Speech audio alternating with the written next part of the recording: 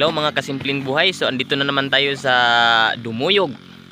So tingnan natin ngayon kung madadaanan natin yung daan papunta dun sa aming kabinalan. So ayan si Mrs. kasama natin yung nanay namin at saka ito yung kaunting piraso na prutas at saka niyog. Yan, susubukan namin dumaan dyan kung talagang mabiyanan.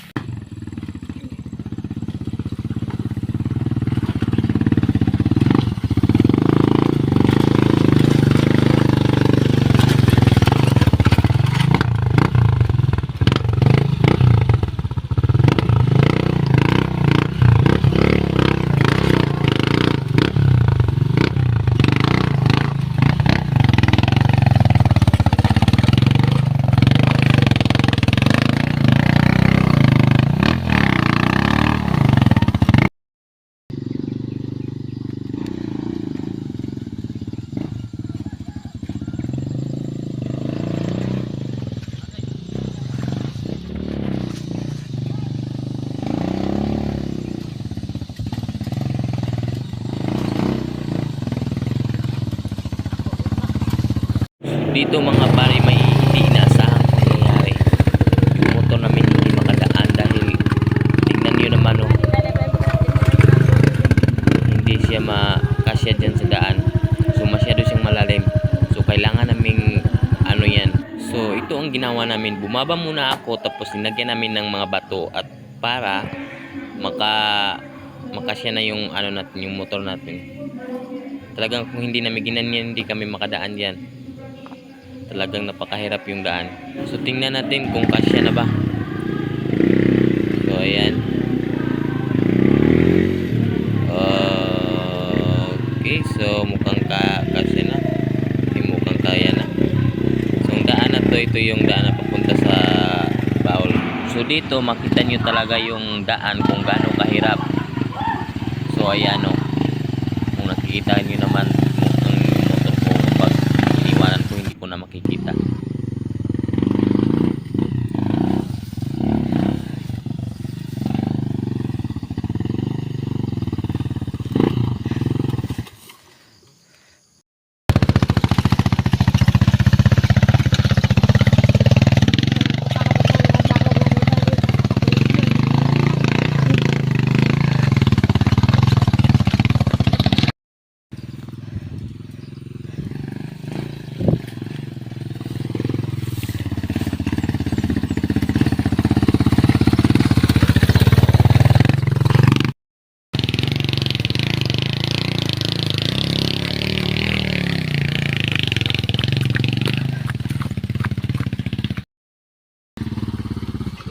Bodyguard oh.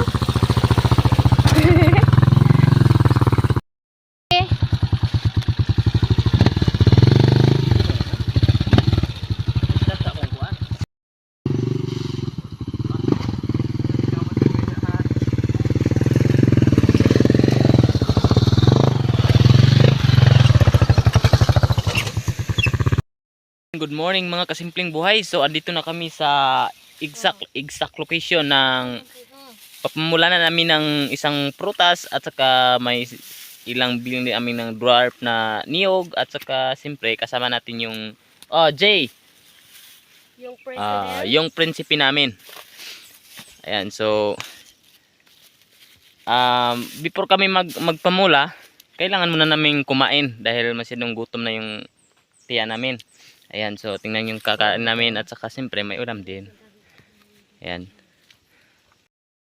Ito yung pagkain namin. Ayan, so ang sarap, di ba? Kahit nasa buwid kami, talagang hindi mabasta-basta yung ulam namin. Ayan. Napakasarap, galing Maynila pa yan. So, at saka ito naman si Bugoy. Kapag tuwing kumakain, lagi niya kung kailangan magkatabi kaming dalawa. So, ito. Pagbigyan natin si Parikoy. Hello mga kasimpleng buhay. Ayun, tapos na kaming magtanim. So, ngayon pauwi na kami. So, kanina, nakikita nyo yung dinadaanan namin, talagang mahirap. Hindi basta-basta. Yung mga taong dumadaan lang din yun, yung mga matitibay na loob. Yung talagang mahina ang loob, naku, wag nyo nang subukan. Talagang mahihirapan lang kayo. Yan, so, ayan si Pugi. Relax na relax siya. Pagod na pagod daw. At si Mrs. naman ayon. At saka siyempre, yan naman si Mother. Ayan.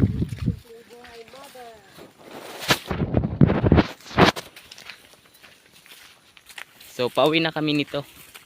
So, wag kayong magtaka kung yung mga languages ko at hindi masyado clear. Lalo na yung pagtatagalog ko. Kasi alam niyo na, gumagawa lang ako ng mga pagtatawanan.